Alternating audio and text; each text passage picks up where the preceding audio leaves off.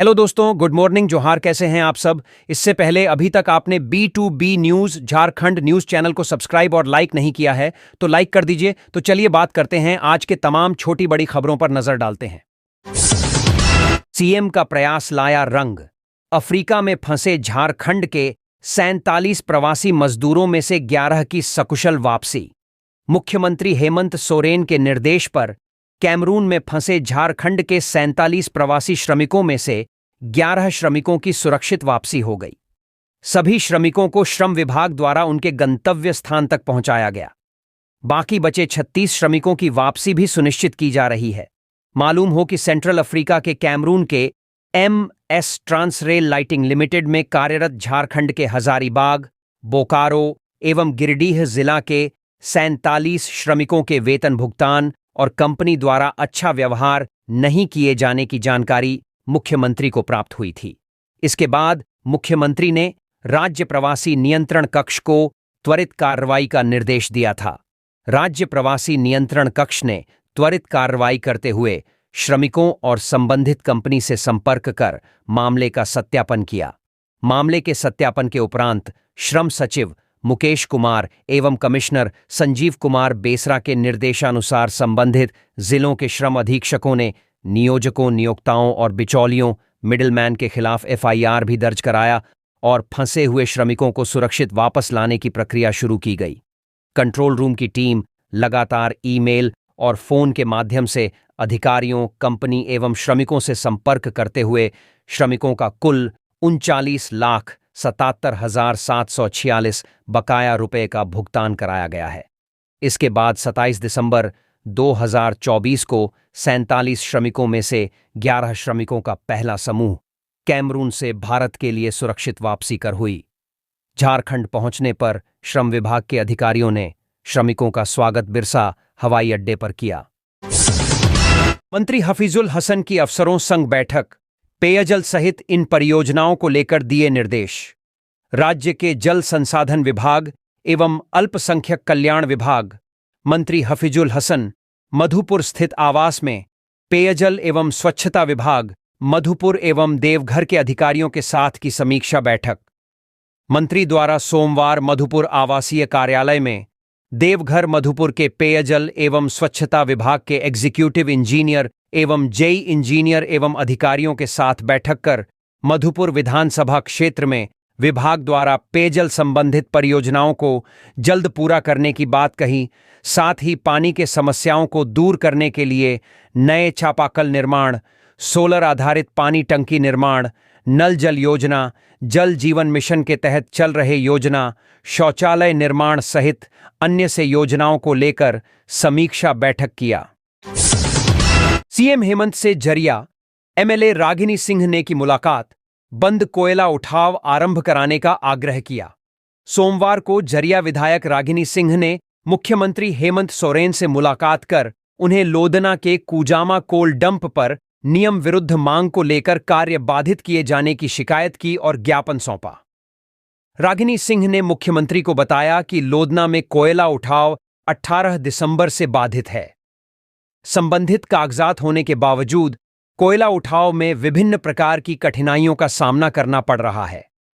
लगभग 500 मजदूर कार्य से वंचित हैं, जिससे उनके और परिवार के समक्ष भूखों मरने की नौबत आ गई है। वहीं दूसरी ओर असामाजिक तत्वों द्वारा 18 दिसंबर से व्यवसायियों और मजदूरों के कार्य में बाधा व भयादोहन करते हुए कार्य संपादन नहीं करने दिया जा रहा है। मामले में प्राथमिकी दर्ज है, बावजूद इसके उनके खिलाफ कोई कार्यवाही नहीं हो रही है। इस समस्या का समाधान किया जाए। सिंह ने मुख्यमंत्री से कहा, आपसे यह अनुरोध होगा कि उपरोक्त विषयों पर गंभीरतापूर्वक विचार कर जल्द से जल्द कार्यवाही कर व्यवसायियों और मजदूरों के हित में कार्य पुनः शुरू करने के संबंध में प्रशासनिक कार्यवाही करें। मुख्यमंत्री ने मामले की गंभीरता को देखते हुए शीघ्र कार्यवाही करने की बात कही। इस बाबत मुख्यमंत्री के अपर सचिव अविनाश कुमार एवं पुलिस महानिदेशक सह महानिरीक्षक अनुराग गुप्ता को पत्र सौंप उन्हें समस्या से अवगत कराया। देवघर में रहस्यमयी तरीके से 4 बसों में लगी आग, कुछ ही मिनटों में राख का ढेर में हुई तब्दील। देवघर के शिवपुरी मोहल्ले में सोमवार शाम को अचानक हड़कंप मच गया जब 4 बसों में रहस्यमयी तरीके से आग लग गई। चंद मिनटों में ही बसें धधकने लगीं और देखते ही देखते राख के ढेर में तब्दील हो गईं। प्रत्यक्षदर्शियों के अनुसार बसें सड़क किनारे खड़ी थीं जब अचानक आग की लपटें उठने लगीं। तेज धुएं ने पूरे इलाके को घेर लिया, जिससे स्थानीय लोग सहम गए और वहां भारी भीड़ इकट्ठा हो गई। स्थिति की गंभीरता को देखते हुए तुरंत अग्निशमन विभाग को सूचित किया गया। आग पर काबू पाने के लिए बस मालिक दिनेशानंद झा, उनके स्टाफ और स्थानीय निवासियों ने भरपूर कोशिश की, लेकिन आग की भयावहता के सामने सभी प्रयास नाकाफी साबित हुए। बाद में दमकल की 2 गाड़ियां मौके पर पहुंचीं और घंटों की मशक्कत के बाद आग बुझाई जा सकी। बस मालिक दिनेशानंद झा, जो देवघर बस ऑनर्स एसोसिएशन के अध्यक्ष भी हैं, ने बताया कि सभी बसें चलने योग्य स्थिति में थीं। आग लगने के कारण का अभी तक कोई स्पष्ट सुराग नहीं मिला है, लेकिन उन्होंने आशंका जताई कि इसके पीछे असामाजिक तत्वों की साजिश हो सकती है। उन्होंने यह भी बताया कि हाल के दिनों में इस इलाके में असामाजिक गतिविधियां बढ़ी थीं। यहां पर कई लोग नशा करने के लिए जमा होते थे, जिन्हें कई बार भगाया गया और इस बारे में पुलिस को भी सूचित किया गया था। फिलहाल पुलिस मामले की जांच कर रही है और इस घटना के पीछे की सच्चाई जानने का प्रयास कर रही है। दहशत फैलाने के लिए अपराधियों ने शोरूम में की 3 राउंड फायरिंग। कांच का दरवाजा टूटकर हुआ चकनाचूर। खूंटी जिले में अपराधियों ने शहर के शोरूम में फायरिंग की है। फायरिंग करने के बाद अपराधी मौके से फरार हो गए। हालांकि गोलीबारी की इस घटना से कोई हताहत नहीं हुआ है, लेकिन एक शोरूम के बाहर लगे शीशा पूरी तरह से टूट गया है। घटना की सूचना मिलते ही थाना प्रभारी मोहन कुमार मौके पर पहुंचे और मामले को लेकर पूछताछ की। घटना शहर के गायत्री नगर के समीप की है। बताया जा रहा है कि बीते रात करीब 9:45 बजे अज्ञात बंदूकधारियों ने टायर शोरूम और कार सर्विसिंग व एसेसरीज के शोरूम में फायरिंग की। फायरिंग के दौरान तैनात सिक्योरिटी गार्ड परमेश्वर मुंडा बाल बच गए। उसने भागकर अपनी जान बचाई। इस घटना में शोरूम के कांच का दरवाजा टूटकर गिर गया। अपराधियों ने एक एक कर 3 राउंड फायरिंग की। रांची टाटा रोड में भीषण सड़क हादसा, 3 युवकों की मौत। रांची से सटे रांची टाटा मुख्य मार्ग पर रविवार को भीषण सड़क हादसा हुआ। हादसे में 3 युवकों की मौत हो गई, वहीं 2 की हालत गंभीर है। बताया जा रहा है कि NH 33 के रांची टाटा मार्ग पर पोडाडीह गांव के पास एक ट्रेलर ने 2 बाइक को पीछे से टक्कर मार दी। हादसा इतना भीषण था कि एक बाइक पर सवार 3 युवकों की मौके पर ही मौत हो गई, जबकि दूसरी बाइक पर सवार 2 लोग गंभीर रूप से घायल हैं। स्थानीय लोगों और पुलिस की मदद से घायलों को इलाज के लिए तम्हाड़ अस्पताल पहुंचाया। सभी युवक जमशेदपुर की ओर जा रहे थे। दोनों बाइक पर सवार सभी लोग द्यूड़ी मंदिर में पूजा करने के बाद जलप्रपात घूमने जा रहे थे। तीनों मृतकों की पहचान जमशेदपुर के भुइयांडीह निवासी 20 वर्षीय सुमित मिश्रा, 18 वर्षीय पुलकित सिंह और 18 वर्षीय निखिल कुमार के रूप में हुई है। वहीं प्रिंस कुमार और शुभम कुमार का गंभीर रूप से घायल हैं। दोनों को बेहतर इलाज के लिए रिम्स रेफर कर दिया गया है। मृतक एवं घायल सभी भुइयांडीह गांव के अगल बगल के रहने वाले हैं। झारखंड में मौसम साफ होते ही बढ़ेगी कनकनी। कई जिलों में कुहासे को लेकर अलर्ट। झारखंड के कई हिस्सों में बादल छाए हुए हैं। यह वेस्टर्न डिस्टर्बेंस की वजह से है। मौसम वैज्ञानिक अभिषेक आनंद के अनुसार आज से मौसम साफ होने वाला है। ऐसे में बादल छंटने की वजह से न्यूनतम तापमान में 5 से 6 डिग्री तक की गिरावट देखने को मिलेगी। अहले सुबह और रात में कड़ाके की ठंड पड़ेगी। खासतौर पर नेत्रहाट, गुमला, पाकुड़, रांची के कांके जैसे इलाके में कड़ाके की ठंड शाम को रहेगी। शीतलहर भी चलेगी, जिसे लेकर थोड़ा सचेत रहने की जरूरत है। राजधानी रांची का तापमान 10 डिग्री सेल्सियस तक जा सकता है। वहीं अधिकतम तापमान भी 25 डिग्री सेल्सियस तक रहने का अनुमान है। वहीं मौसम विभाग ने कहा है कि अगले कुछ दिनों तक राज्य के कई जिलों में सुबह और शाम के बाद घना कोहरा छाया रह सकता है। इसे लेकर मौसम विभाग ने अलर्ट जारी किया है। बीते 24 घंटे में राज्य में अलग अलग जगहों पर मौसम का मिजाज अलग अलग रहा है। रविवार को कुछ स्थानों पर छिटपुट बारिश हुई। लातेहार में 9 मिलीमीटर के आसपास बारिश हुई। गढ़वा और डाल्टेनगंज में भी बारिश हुई है। वेस्टर्न डिस्टर्बेंस के कारण न्यूनतम तापमान सामान्य से अधिक चल रहा है। मौसम विभाग ने बताया है कि बादल और कुहासे की आंख मिचौली के बीच सुबह शाम 7 जिलों में कोहरे का असर देखने को मिलेगा। झारखंड के पलामू, गढ़वा, लातेहार, चतरा, लोहरदगा, गुमला और सिमडेगा में अगले कुछ दिनों तक घना कोहरा छाया रह सकता है। इन्हीं 7 जिलों में घने कोहरे की चेतावनी जारी की गई है। मौसम विभाग ने येलो अलर्ट जारी किया है। धनबाद में अज्ञात अपराधियों ने की फायरिंग, ड्राइवर खलासी को मारी गोली, गंभीर। झारखंड के धनबाद जिले से एक बड़ी खबर सामने आ रही है। यहां के केंदुआड़ी थाना क्षेत्र में गोदर पंप के पास सोमवार सुबह अज्ञात अपराधियों ने 2 लोगों पर फायरिंग की। इसके बाद अपराधी मौके से फरार हो गए। घटना के बाद घायलों को तुरंत इलाज के लिए धनबाद के शहीद निर्मल महातो मेडिकल कॉलेज एंड हॉस्पिटल में भर्ती कराया गया। यहां दोनों घायलों की स्थिति को गंभीर देखते हुए उन्हें बेहतर इलाज के लिए निजी नर्सिंग होम ले जाया गया। हालांकि अभी भी उनकी हालत नाजुक बनी हुई है। बताया जा रहा है कि खैनी नहीं देने पर घटना को अंजाम दिया गया। घटना के संबंध में बताया जा रहा है कि गोधर पंप के पास घायल ड्राइवर और खलासी खड़े थे। उसी समय अज्ञात अपराधी ड्राइवर उमाशंकर सिंह और खलासी नीतीश कुमार से आकर झगड़ पड़े। इसी विवाद ने खूनी रूप ले लिया और अज्ञात अपराधियों ने दोनों को गोली मार दी। इस घटना में ड्राइवर को 2 गोली लगी है, जबकि खलासी को 1 गोली लगी है। इन दोनों का इलाज निजी नर्सिंग होम में चल रहा है। मिली जानकारी के मुताबिक ड्राइवर ने कुसुंडा कोलियरी से कोयला लोड कराने के लिए वाहन को खड़ा किया था। कोयला लोड होने के बाद बिहार के बक्सर में कोयले को अनलोड किया जाता है। फिलहाल केंदुआड़ी पुलिस घटनास्थल पर पहुंचकर पूरे मामले की जांच कर रही है। कड़ी मशक्कत के बाद पकड़ी गई जीनत ओडिशा से भटककर बंगाल पहुंच गई थी बाघिन।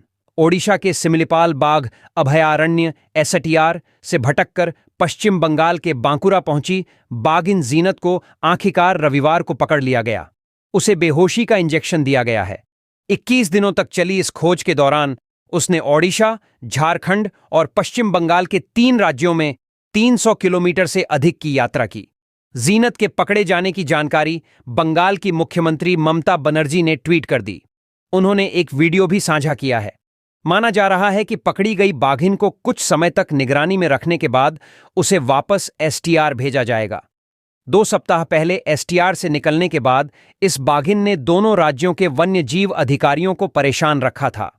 मुख्य वन संरक्षक देबल रॉय ने बताया कि बाघिन को बेहोश करने के पिछले प्रयास विफल होने के बाद रविवार शाम 4 बजे एक डार्ट शॉट से शांत किया गया। उसके अस्थायी आवास का फैसला करने से पहले उसकी जांच की जाएगी।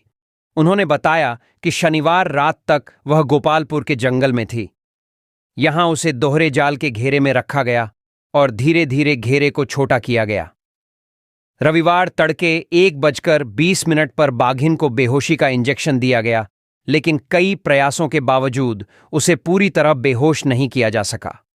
पशु चिकित्सकों की अनुमति मिलने के बाद रविवार दोपहर में ऑपरेशन फिर से शुरू किया गया और शाम को बाघिन को पकड़ लिया गया। उन्होंने कहा, बाघिन बहुत उत्तेजित अवस्था में है और इसीलिए उसे बेहोश नहीं किया जा रहा है। रॉय ने बताया कि जीनत को फिलहाल कुछ आराम दिया गया है। उन्होंने बताया कि घटनास्थल पर 3 पशु चिकित्सक मौजूद हैं। इस बाघिन को 1 महीने पहले ही महाराष्ट्र के ताड़ोबा अंधारी बाघ अभयारण्य TATR से STR में लाया गया था, लेकिन लगता है कि उसे जंगल रास नहीं आया और वह पहले झारखंड पहुंची और कुछ दिनों के बाद 120 किलोमीटर चलकर बांकुरा पहुंच गई। सिमलीपाल से भटककर आई जीनत ने 27 दिसंबर को बंदवान से लगभग 15 किलोमीटर का सफर तय कर मनबाजार ब्लॉक के जंगल में शरण ली थी, जहां वह 24 से 26 दिसंबर के बीच छिपी हुई थी। झारखंड से आने के बाद वह लगभग 1 सप्ताह से पश्चिम बंगाल में है। सांप ने डंसा तो बोतल में भरकर अस्पताल पहुंच गया युवक। चतरा जिले में एक युवक सांप को पकड़ रहा था। इसी दौरान सांप ने प्रेम नाम का युवक को डंस लिया। इसके बावजूद इसके प्रेम सांप को पकड़ता रहा। आखिरकार उसने सांप को पकड़ लिया और बोतल में बंद कर दिया। इलाज के लिए परिजनों के साथ चतरा सदर अस्पताल पहुंच गया, जहां उसका इलाज चल रहा है। प्रेम ने बताया कि वह सब्जी बेचने के लिए चतरा गया था। घर वापस लौट रहा था। उसी वक्त उसे तेतरिया गांव के पास टमाटर की खेत में सांप दिखाई दिया, जिसके बाद उसने सांप को पकड़ना चाहा। सांप पकड़ने के दौरान उसकी उंगली सांप में टच हुआ, जिसके बाद सांप ने पलटकर उंगली पर ही डंस लिया है, जिसके बाद वह इलाज के लिए अस्पताल पहुंचा है। सदर अस्पताल में प्रेम की स्थिति गंभीर बनी हुई है। मुर्गा को लेकर रेस्टोरेंट में विवाद, आपस में उलझे होटल संचालक और ग्राहक। नए साल को लेकर धनबाद के अलग अलग रेस्टोरेंट और होटलों में खाने पीने की चीजों पर विशेष छूट दी जा रही है। भीड़ संभालना मुश्किल हो रहा है। ऐसे में लोग आपस में भिड़ जा रहे हैं। ताजा मामला सदर थाना क्षेत्र के हीरापुर ओसारा होटल का है, जहां खाना सर्व करने को देरी हुई तो जमकर हंगामा हुआ। होटल संचालक और ग्राहक के बीच बात मारपीट तक पहुंच गई। क्या है मामला? होटल संचालक ने बताया कि 250 रुपए में नॉनवेज खाना अनलिमिटेड खिलाया जा रहा है। इस वजह से होटल में भीड़ ज्यादा थी, इसलिए लोगों को सर्व करने में देरी हो रही थी। जिसके बाद कुछ ग्राहक भड़क गए, कुछ ग्राहक लड़ाई पर उतर आए। उनके तरफ से गंदी गंदी गालियां दी जाने लगीं। मारपीट भी किया गया। वहीं ग्राहक का कहना है कि 250 रुपए का ऑफर देकर लोगों को बेवकूफ बनाया जा रहा है। समय से खाना सर्व नहीं किया जा रहा था। लोगों को काफी देर तक इंतजार करना पड़ रहा है, जिसे लेकर विवाद हुआ। वहीं मौके पर पहुंची पुलिस ने कहा, कोई बहुत बड़ा मामला नहीं था, छोटा मामला था। मामले को सलटा दिया गया है। चाकू की नोक पर युवक ने किया सोई हुई महिला से रेप, घर में घुसकर दिया वारदात को अंजाम। झारखंड के साहिबगंज से एक बड़ा और सनसनीखेज खबर सामने आ रही है। यहां जिले के 3 पहाड़ थाना क्षेत्र में एक युवक ने महिला के घर में घुसकर उसके साथ रेप किया। बताया जा रहा है कि युवक ने चाकू का भय दिखाकर शनिवार की देर रात घटना को अंजाम दिया। इस मामले में पीड़ित महिला की शिकायत पर पुलिस ने केस दर्ज कर त्वरित कार्रवाई की और आरोपी युवक को गिरफ्तार कर लिया। पुलिस ने आरोपी की पहचान आरिफ अंसारी के रूप में की है, जो उसी इलाके का रहने वाला है। चाकू की नोक पर दिया वारदात को अंजाम। मिली जानकारी के मुताबिक घटना के वक्त महिला अपने घर में सोई हुई थी। तभी अचानक एक युवक जबरन उसके कमरे में घुस आया। इसके बाद चाकू की नोक पर आरिफ ने महिला को हो हल्ला नहीं करने की धमकी देते हुए जबरन उसके साथ दुष्कर्म किया। लेकिन महिला ने कुछ देर बाद मौका देखते ही शोर मचाना शुरू कर दिया। पुलिस ने किया दरिंदे को गिरफ्तार। वहीं महिला के शोर मचाने पर घर में मौजूद सास ससुर और अन्य स्थानीय लोग मौके पर पहुंचे। फिर महिला को कमरे से बाहर निकाला गया। इसके बाद लोगों ने आरोपी युवक आरिफ अंसारी को पकड़कर पुलिस को सौंप दिया। घटना के संबंध में थाना प्रभारी मोहम्मद शाहरुख ने बताया कि महिला के आवेदन पर केस दर्ज करते हुए गिरफ्तार युवक आरिफ अंसारी को न्यायिक हिरासत में भेज दिया गया है। साथ ही पीड़िता को मेडिकल जांच के लिए साहिबगंज सदर अस्पताल भेजा गया है। झारखंड में अपराध के बढ़ते ग्राफ पर बाबूलाल ने जताई चिंता। बताया, जनवरी से अक्टूबर के बीच हुई 1400 लोगों की हत्या। राज्य में लगातार बढ़ते क्राइम ग्राफ को लेकर भाजपा प्रदेश अध्यक्ष बाबूलाल मरांडी ने चिंता जताई है। इसे लेकर बाबूलाल ने अपने सोशल मीडिया हैंडल एक्स पर एक पोस्ट साझा किया है। इस पोस्ट में उन्होंने लिखा है, झारखंड में प्रतिदिन औसतन 5 लोगों की हत्या हो रही है। SCRB द्वारा जारी आंकड़े के मुताबिक इस वर्ष जनवरी से अक्टूबर तक के बीच 1400 लोगों की हत्या की जा चुकी है। इस दौरान सिर्फ आम लोग ही नहीं, बल्कि पुलिस अधिकारी, अधिवक्ता और जनप्रतिनिधि भी असमय मौत के घाट उतार दिए गए हैं। उन्होंने आगे लिखा है कि झारखंड में अपराध का ग्राफ चिंताजनक रूप से ऊपर चढ़ रहा है। विधि व्यवस्था सुदृढ़ बनाए रखना राज्य सरकार की जिम्मेवारी है, लेकिन मुख्यमंत्री नागरिकों की सुरक्षा में बुरी तरह विफल साबित हो रहे हैं। झारखंड में बढ़ता अपराध आम लोगों के जहन में खौफ पैदा कर रहा है। अगर तुरंत ठोस कदम नहीं उठाए गए तो राज्य की स्थिति और भयावह हो सकती है। राज्य सरकार और पुलिस प्रशासन को अपराध नियंत्रण के लिए मजबूत इच्छा शक्ति के साथ ठोस कदम उठाए जाने की जरूरत है। जमशेदपुर का गोपाल मैदान बना, फूलों का बागान, फ्लावर शो शहरवासियों को कर रहा आकर्षित। जमशेदपुर में आयोजित फ्लावर शो ने लौह नगरी को फूलों की खुशबू से महका दिया है। इस खास आयोजन में विभिन्न प्रकार के रंग बिरंगे फूलों की प्रदर्शनी ने शहर को एक नए रूप में प्रस्तुत किया है। फूलों की अनूठी सजावट और उनकी खुशबू ने न सिर्फ शहरवासियों को आकर्षित किया है, बल्कि दूर दूर से लोग भी इस शो में भाग लेने के लिए पहुंच रहे हैं। फ्लावर शो में तरह तरह के फूलों की किस्में जैसे गुलाब, कमल, जास्मीन और विभिन्न विदेशी फूलों के पौधे प्रदर्शित किए गए हैं, जो आगंतुकों के बीच आकर्षण का केंद्र बने हुए हैं। इस शो का उद्देश्य न केवल पर्यावरण के प्रति जागरूकता बढ़ाना है, बल्कि स्थानीय लोगों को भी बागवानी के महत्व से अवगत कराना है। शहर में यह आयोजन एक सांस्कृतिक उत्सव की तरह मनाया जा रहा है, जिसमें बच्चों से लेकर बुजुर्गों तक सभी का उत्साह देखने को मिल रहा है। पर्यटकों का कहना है कि इस फ्लावर शो में आकर वे एक अलग ही अनुभव से गुजर रहे हैं, जहां फूलों के सुंदरता के साथ साथ उनकी खुशबू भी आत्मा को शांति प्रदान करती है। इस शो ने जमशेदपुर की सुंदरता को और भी बढ़ा दिया है और इसे पर्यटकों के लिए एक नया आकर्षण बना दिया है। साथ ही यह आयोजन शहर के पर्यटन उद्योग को भी एक नई दिशा देने में मददगार साबित हो सकता है। राजस्थान से झारखंड आई महिला गायब, दोस्त ने बच्चा नहीं होने पर वैद्य से दिखाने बुलाया था। झारखंड के दुमका से एक हैरान करने वाला मामला सामने आया है। यहां इलाज के बहाने विवाहित महिला को बुलाकर उसका अपहरण किए जाने की घटना सामने आई है। मामला प्रकाश में तब आया जब महिला की तलाश में आए उसके भाई ने थाना में शिकायत दर्ज करवाई। घटना के संबंध में महिला के भाई राजस्थान के उदयपुर जिले के प्रतापनगर थाना क्षेत्र के अरिहंत कॉलोनी के रहने वाले आशीष यादव ने दुमका नगर थाना में लिखित शिकायत दर्ज कराई थी। राजस्थान से आई महिला गायब। बता दें कि इस मामले में दुमका नगर थाना में 0 प्राथमिकी दर्ज कर कार्रवाई के लिए गिरिडीह मुफस्सिल थाना भेजा है। फिर इस मामले में रविवार को मुफस्सिल थाना में प्राथमिकी दर्ज कर मामले की तफ्तीश शुरू कर दी गई। इस प्राथमिकी में मुफस्सिल थाना क्षेत्र के कोयमारा के रहने वाले त्रिपुरारी प्रसाद वर्मा को नामजद आरोपी बनाया गया है। बताया गया कि आरोपी ने महिला को अपने घर गिरिडीह बुलाया था।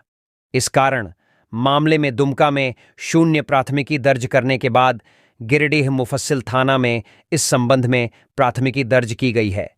पुलिस ने इस मामले में कार्रवाई शुरू कर दी है।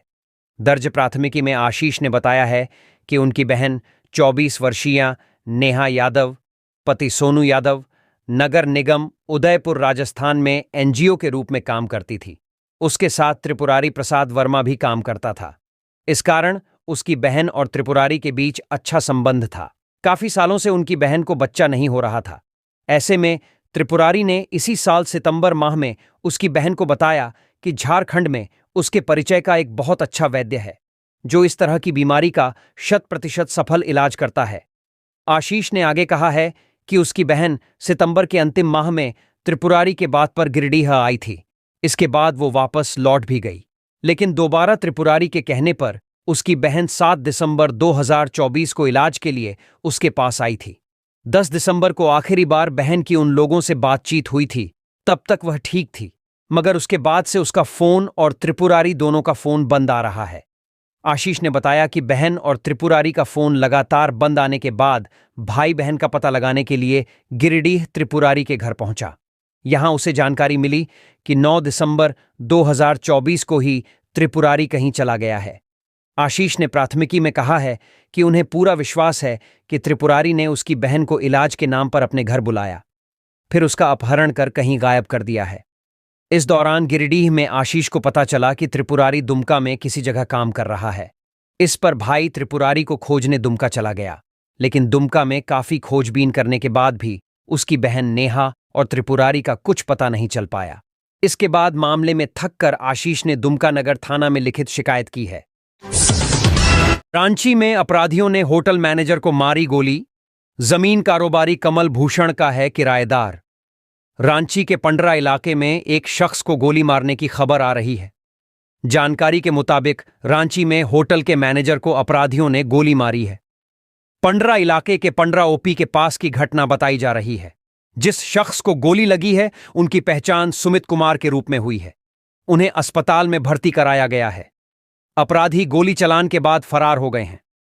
पुलिस सीसीटीवी फुटेज खंगाल रही है। सुमित होटल स्टार लोटस के मैनेजर हैं। उनके पेट में गोली लगी है। दरअसल एक युवक का आईसीआईसीआई बैंक में पैसा जाम करने पहुंचा था।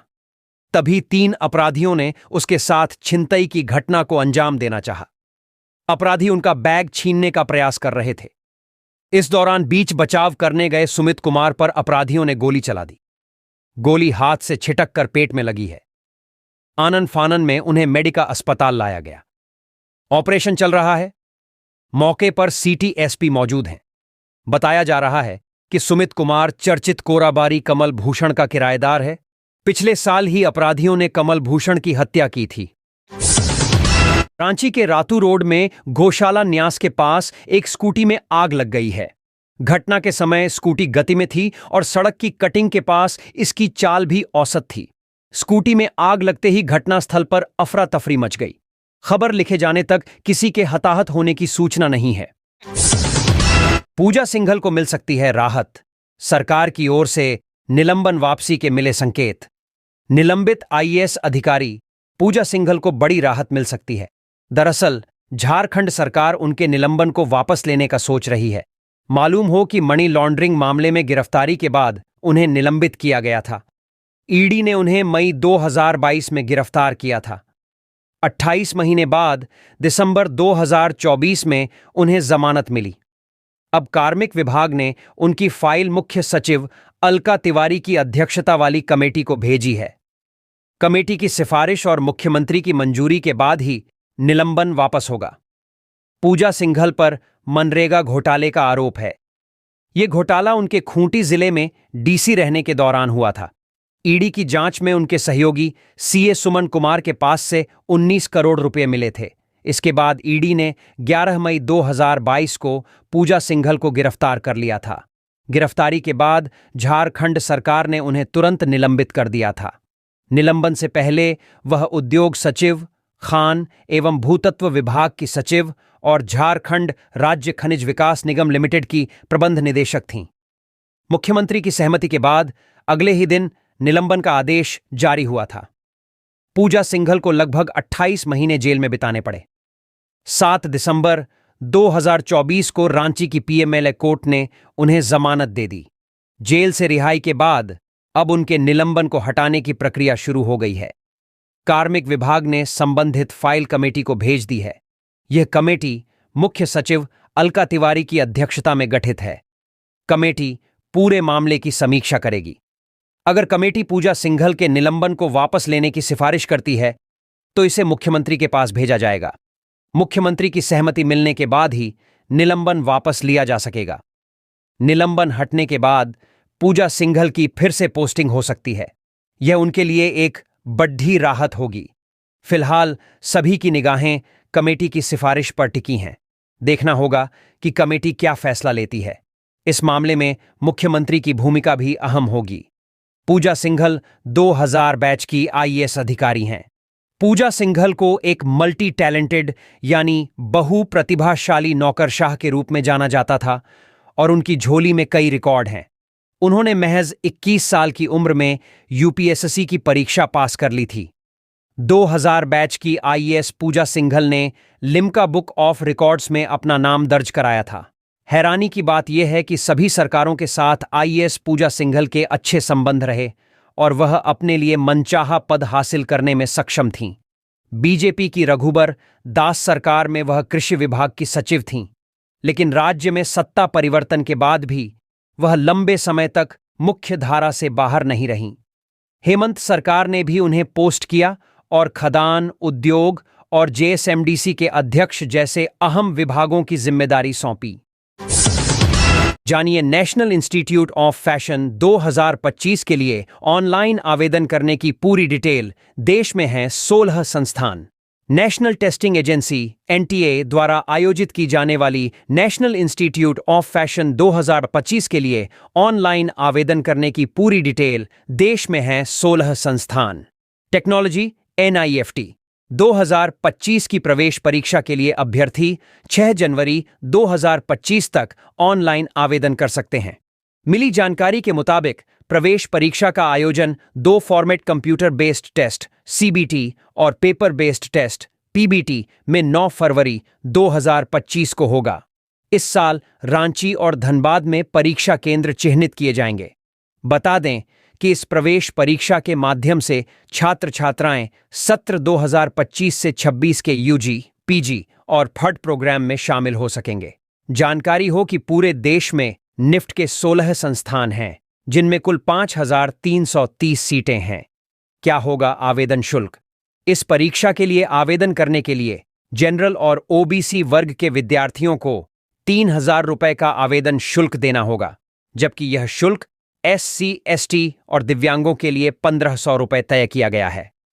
अभ्यर्थी 5,000 रुपए लेट फाइन के साथ 7 जनवरी से 9 जनवरी 2025 तक आवेदन कर सकते हैं। वहीं आवेदन करते वक्त हुई किसी भी तरह की गलती को सुधारने के लिए करेक्शन विंडो 10 से 12 जनवरी तक खोला जाएगा।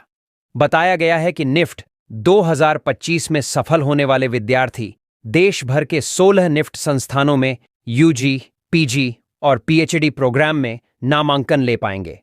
इसमें यूजी प्रोग्राम के अंतर्गत विद्यार्थी बैचलर ऑफ डिजाइन और बैचलर ऑफ फैशन टेक्नोलॉजी में नामांकन ले सकते हैं।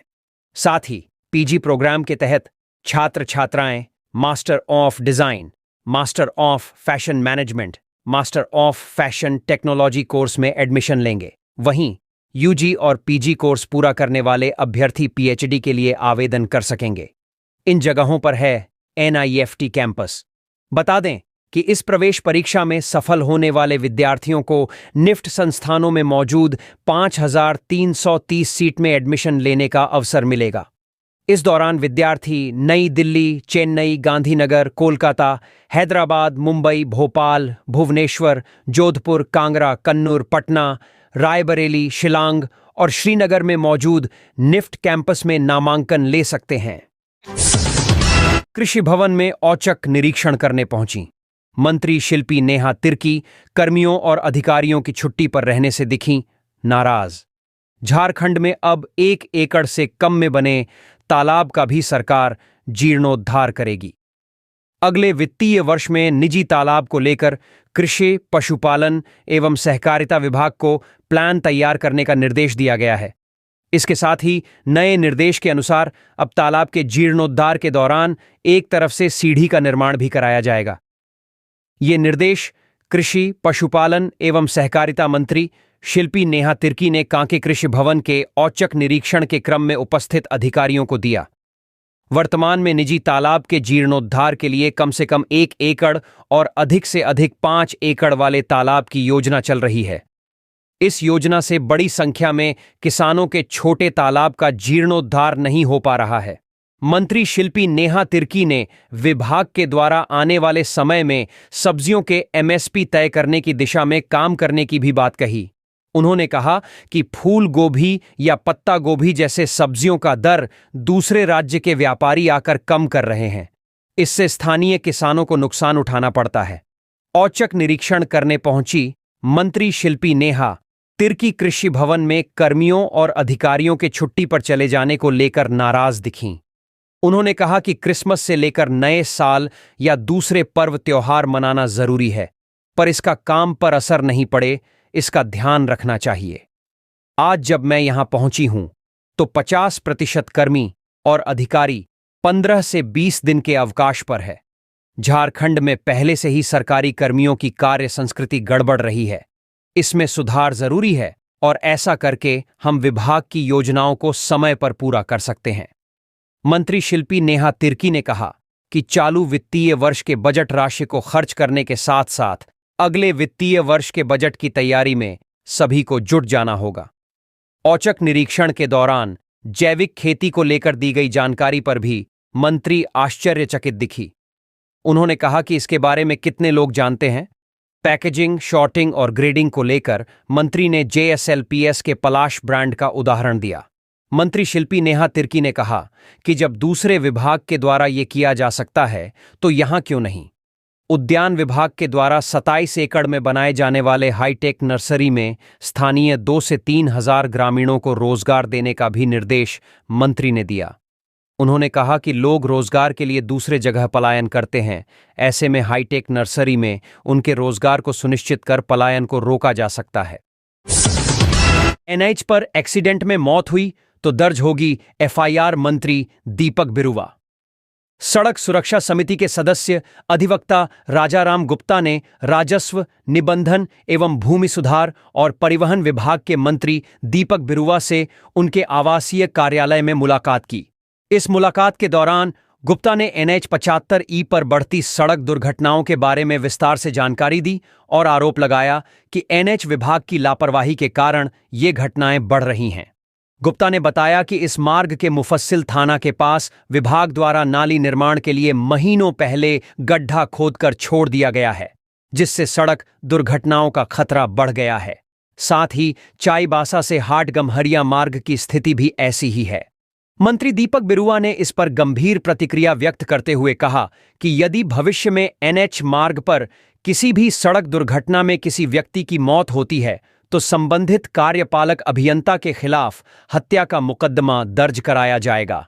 मंत्री ने यह भी कहा कि NH 75E चाईबासा हाटगम्हरिया मार्ग का निर्माण निर्धारित समय सीमा में पूरा नहीं हो सका है और इसके लिए NH विभाग और संवेदक पूरी तरह से जिम्मेदार हैं। इस मामले में शीघ्र ही कार्रवाई की जाएगी। इसके अलावा मंत्री ने चाईबासा क्षेत्र के अन्य मार्गों पर स्पीड ब्रेकर और रबर स्ट्रिप लगाने की आवश्यकता पर बल दिया। उन्होंने नगर परिषद और संबंधित विभाग को उन मार्गों की सूची तैयार करने का निर्देश दिया जहां इन सुरक्षा उपायों की आवश्यकता है। मंत्री राधाकृष्ण किशोर ने की मेदिनी राय मेडिकल कॉलेज अस्पताल की समीक्षा, व्यवस्था दुरुस्त करने के दिए निर्देश। पलामू के स्थानीय परिसदन भवन के सभागार में मंत्री राधाकृष्ण किशोर ने मेदिनी राय मेडिकल कॉलेज हॉस्पिटल की समीक्षा बैठक की। इस दौरान मंत्री आउटसोर्सिंग कंपनी बालाजी के कार्यशैली पर भड़के नजर आए। इसका कारण था कि मंत्री राधाकृष्ण किशोर ने समीक्षा के दौरान अस्पताल में सफाई कर्मियों की कमी पाई। उन्होंने लेबर सुपरिंटेंडेंट को जांच का आदेश दिया, साथ ही अस्पताल की व्यवस्थाओं में सुधार करने का निर्देश दिया। इस बैठक के दौरान मेदिनी राय हॉस्पिटल में मेडिकल कॉलेज के अधीक्षक, सिविल सर्जन, नगर आयुक्त, अपर समाहर्ता, हॉस्पिटल मैनेजर और बालाजी के सभी सुपरवाइजर उपस्थित रहे। मुख्यमंत्री हेमंत सोरेन ने अधिकारियों को इको टूरिज्म के विकास के लिए कार्य योजना बनाने का दिया निर्देश। मुख्यमंत्री हेमंत सोरेन ने झारखंड में इको टूरिज्म के विकास के लिए एक बेहतर कार्य योजना तैयार करने का निर्देश अधिकारियों को दिया है। मुख्यमंत्री ने सोमवार झारखंड मंत्रालय में मुख्य सचिव अलका तिवारी, वन पर्यावरण विभाग के सचिव अब्बू बकर सिद्दीकी एवं पर्यटन विभाग के सचिव मनोज कुमार के साथ राज्य में इको टूरिज्म की संभावनाओं एवं उन्हें विकसित करने को लेकर बैठक की, जिसमें कई महत्वपूर्ण सुझाव अधिकारियों को दिए। मुख्यमंत्री ने अधिकारियों से कहा कि झारखंड में इको टूरिज्म की अपार संभावनाएं हैं। राज्य में इको टूरिज्म को इस प्रकार विकसित किया जाए जिससे स्थानीय लोगों को रोजगार मिलने के साथ साथ प्रकृति को भी संरक्षित रखा जा सके। मुख्यमंत्री ने कहा कि वन पर्यावरण विभाग एवं पर्यटन विभाग एक बेहतर समन्वय के साथ इको टूरिज्म के विकास के लिए झारखंड के उन स्थानों को चिन्हित करने का कार्य करें जहां इको टूरिज्म की संभावनाएं हैं। मुख्यमंत्री ने अधिकारियों से राज्य में इको टूरिज्म को बढ़ावा देने वाली योजनाओं पर विशेष फोकस करने का निर्देश दिया है। साथ ही उन्होंने कहा कि इको टूरिज्म को बढ़ावा देने से झारखंड की प्राकृतिक सुंदरता को देश और दुनिया में एक अलग पहचान मिलेगी। मुख्यमंत्री ने अधिकारियों को निर्देश दिया कि देश के अन्य राज्यों या दूसरे देशों में जहां इको टूरिज्म के क्षेत्र में अच्छे कार्य हुए हैं, वहां के इको टूरिज्म मॉडल का अध्ययन करें। साथ ही उन्होंने अधिकारियों को निर्देश दिया कि पर्यटन के क्षेत्र में वैश्विक मानचित्र पर झारखंड को पहचान देने के उद्देश्य से वन विभाग एवं पर्यटन विभाग प्रतिबद्धता के साथ कार्य करें। मुख्यमंत्री ने कहा कि राज्य में अंतर्राष्ट्रीय स्तर के इको टूरिज्म विकसित हो, इसके लिए हमारी सरकार प्रतिबद्ध है। इको टूरिज्म के विकसित होने से झारखंड की प्रकृति धरोहरों को संरक्षित रखा जा सकेगा। नए साल का स्वागत करने के लिए उत्पाद विभाग की तैयारी पूरी, करोड़ों की शराब पीने वाले हैं राज्यवासी। साल 2025 आने में अब आज ही दिन बच गए हैं। झारखंड में भी नए साल के स्वागत को लेकर तैयारियां लगभग पूरी हो चुकी हैं। शराब दुकानदारों ने भी नए साल को ध्यान में रखते हुए अपने स्टॉक जमा करना शुरू कर दिए हैं। ऐसी उम्मीद की जा रही है कि नए साल के जश्न में राजधानी रांची में शराब की रिकॉर्ड बिक्री होगी। जानकारी हो कि पिछले साल 2023 में 33 दिसंबर को 4,53,00,000 और 1 जनवरी को रांची में 3 करोड़ रुपए से अधिक की शराब बिकी थी। इस साल भी शराब की बिक्री और रेवेन्यू में बढ़ोतरी हुई है। इसके अलावा निर्देश दिए गए हैं कि नए साल में किसी भी मशहूर ब्रांड की शराब की कमी दुकानों में नहीं हो। इसके साथ ही कहा गया है कि एमआरपी से ज्यादा कीमत लेने पर भी कड़ी कार्रवाई की जा रही है। बता दें कि राज्य में नए साल के जश्न में सबसे ज्यादा शराब की खपत होती है। पिछले साल दिसंबर और जनवरी के महीने में 70 करोड़ रुपए से ज्यादा के शराब की बिक्री हुई थी, लेकिन इस साल यह आंकड़ा बढ़कर 85 करोड़ होने की आशंका जताई जा रही है। हालांकि नए साल के जश्न में शराब की बिक्री में बढ़ोतरी के साथ ही सरकार के रेवेन्यू में भी इजाफा होगा। इसे लेकर उत्पाद विभाग ने पूरी तैयारी कर ली है। इस साल राजधानी रांची में अकेले 7 करोड़ से ज्यादा के शराब की बिक्री होने की संभावना जताई गई है। रांची बिरसा जू में नए साल को लेकर खास तैयारी। सोमवार भी खुला रहेगा। टिकट दर 70 रुपए। रांची का बिरसा जू नए साल के लिए तैयार है। पर्यटकों के लिए विशेष व्यवस्था की जा रही है। 2 जनवरी तक के लिए सिस्टम में कुछ बदलाव किए गए हैं। सोमवार को बंद रहने वाला जू 6 जनवरी जिस दिन सोमवार है उस दिन भी खुला रहेगा। 2 जनवरी 2025 तक प्रतिवयस्क टिकट दर 70 रुपए रखा गया है, जबकि 3 साल से 12 साल के बच्चों के लिए 30 रुपए का टिकट लगेगा। इन 3 दिनों तक ग्रुप टिकट की व्यवस्था नहीं रहेगी। इस बार आप नए जानवरों को भी देख पाएंगे, जिसमें सफेद बाघ, सफेद तेंदुआ, सफेद मोर, सफेद हिरण और गंध मृग जैसे दुर्लभ वन्य जीव शामिल है। जू प्रशासन की ओर से 31 दिसंबर से लेकर 2 जनवरी तक 5 अतिरिक्त टिकट काउंटर बनाए गए हैं, जहां से सुबह 9 बजे से शाम 4 बजे तक टिकट खरीदा जा सकता है। भीड़ को देखते हुए 3 दिन जू प्रशासन ने जू के दोनों ओर गाड़ी खड़ा करने के लिए पार्किंग की व्यवस्था की है। इसके अतिरिक्त निजी लोग भी सड़क के दोनों किनारों को घेर कर पार्किंग भी व्यवस्था भी करेंगे। सवाल है कि रांची के बिरसा जैविक उद्यान में ऐसा क्या है कि लोगों को अपने परिवार के साथ नववर्ष के पल बिताने के लिए यहां आना चाहिए। तो बता दें कि यहां 91 प्रजातियां संरक्षित हैं, जिसमें 41 पक्षी, 31 स्तनधारी और 19 सरीसृप शामिल हैं। इसके अलावा दरियाई घोड़ा, लक्कड़बग्घा, सांभर, चीतल, कृष्णामृग जैसे जीवन के नवजात आकर्षण का केंद्र बनेंगे। राज्य के 6,693 स्टूडेंट्स को आईटीआई से मिली नौकरी। 3,900 ने किया ज्वाइन। जानिए किसे मिला कितने का पैकेज। झारखंड में संचालित आईटीआई से राज्य के 6,693 स्टूडेंट्स को मिली नौकरी। 3,900 ने किया ज्वाइन। जानिए किसे मिला कितने का पैकेज। 693 स्टूडेंट्स को जॉब दिया गया है। इनमें से करीब 3,900 स्टूडेंट्स ने नौकरी ज्वाइन भी कर ली है। बता दें कि 6,693 विद्यार्थियों में से 3,700 छात्र हैं, जबकि इसमें छात्राओं की संख्या केवल 200 है। इस दौरान जनरल कैटेगरी में 797 को, ओबीसी 1 कैटेगरी में 1502, ओबीसी 2 कैटेगरी में 344, एससी कैटेगरी में 396 और एसटी कैटेगरी में 86 लोगों को नौकरी मिली है। बताया जा रहा है कि इसमें 514 छात्रों को 10,000 रुपए तक की नौकरी मिली है, जबकि लगभग 3,195 छात्र छात्राओं को 10,000 से 15,000 रुपए मासिक वेतन पर नियुक्त किया गया है। इसके अलावा 1,967 छात्रों को 15,000 से 20,000 रुपए मासिक वेतन पर नौकरी मिली है। वहीं इस दौरान 989 छात्रों ने 20,000 रुपए से अधिक मासिक वेतन पर नौकरी ज्वाइन की है। जानकारी हो कि इनमें से 2,949 छात्रों को कैंपस सिलेक्शन के माध्यम से नौकरी मिली है। कोडरमा, युवती का अपहरण। मामले में पुलिस ने 6 को हथियार के साथ किया गिरफ्तार। मरकच्छो के गगरेसिंगा में 29 दिसंबर को हथियार के बल पर युवती का अपहरण करने का प्रयास किया गया था। इस संबंध में कोडरमा पुलिस की ORR से विशेष छापामारी टीम का गठन किया गया। टीम के द्वारा त्वरित कार्रवाई करते हुए स्कॉर्पियो वाहन से भाग रहे 6 अपराध कर्मियों को पकड़ा गया। पकड़े गए अपराधियों से पूछताछ में यह मामला एक तरफा प्रेम प्रसंग का पाया गया है। आरोपी द्वारा हथियार के बल पर लड़की का अपहरण कर शादी करना चाहता था। आरोपी पूर्व से शादीशुदा है एवं उसकी पत्नी छोड़कर चली गई है। मुख्य आरोपी मनोज कुमार सिन्हा पीड़िता की दीदी का है। पकड़े गए दीपू कुमार सिन्हा के पास से एक जिंदा गोली, मनोज कुमार सिन्हा के पास से 2 चिल्ली पाउडर स्प्रे, एक देशी कट्टा एवं एक जिंदा गोली बरामद किया गया है। इस संबंध में मरकच्चो थाना में केस दर्ज कर कार्रवाई की जा रही है। ये लोग हुए गिरफ्तार। मनोज कुमार सिन्हा उम्र 40 वर्ष, पिता रामकिशुन प्रसाद सिन्हा। अभय कुमार उम्र 18 वर्ष, पिता रणधीर रामचंदन कुमार उम्र 30 वर्ष, पिता स्वर्गीय विनोद विश्वकर्मा।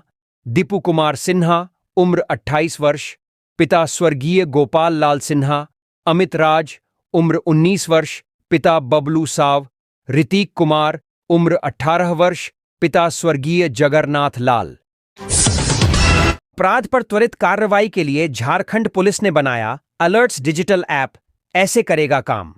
महानिदेशक एवं पुलिस महानिरीक्षक के दिशा निर्देश एवं मार्गदर्शन में अलर्ट्स नामक एक डिजिटल ऐप तैयार किया गया है। इससे सभी जिलों की घटना, विधि व्यवस्था की समस्या की सूचना डीजी नियंत्रण कक्ष को मिलेगी। इस बाबत आज अमोल विनुकांत होमकर पुलिस महानिरीक्षक अभियान ने इंद्रजीत माहथा पुलिस उप महानिरीक्षक जगुआर एवं झारखंड पुलिस की टेक्निकल टीम के साथ बैठक की। इस दौरान डिजिटल प्लेटफॉर्म पर विकसित अलर्ट्स ऐप के प्रशिक्षण एवं क्रियान्वयन की जानकारी दी गई।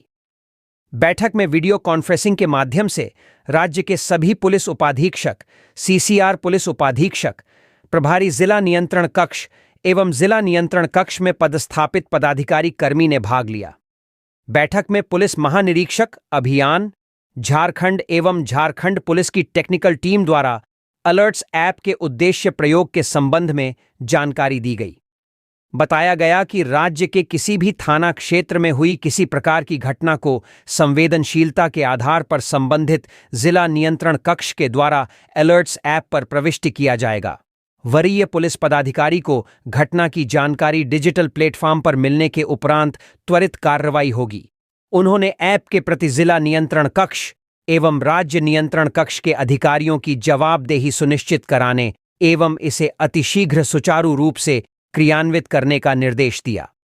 उन्होंने यह भी बताया कि अपराध पर नियंत्रण करने और प्रभावी पुलिसिंग सुनिश्चित करने के लिए अलर्ट्स ऐप एक महत्वपूर्ण उपकरण है। इसका सही और समय पर उपयोग हमारी कार्यक्षमता को और बेहतर एवं सकारात्मक बनाएगा। यह ऐप नागरिकों के प्रति पुलिस का विश्वास और भी मजबूत करेगा। किसी पुलिस पदाकर्मी द्वारा घटना से संबंधित सूचना अलर्ट्स ऐप पर ऐसे समय प्रविष्ट नहीं किया जाता है तो उन पर कार्रवाई की जाएगी।